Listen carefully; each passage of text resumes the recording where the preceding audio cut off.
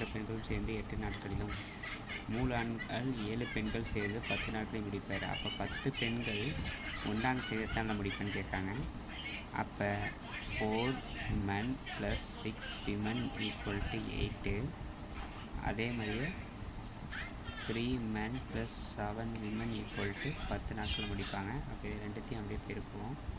4 8 32 + 6 6 8 6 36 7 42 6 8 48.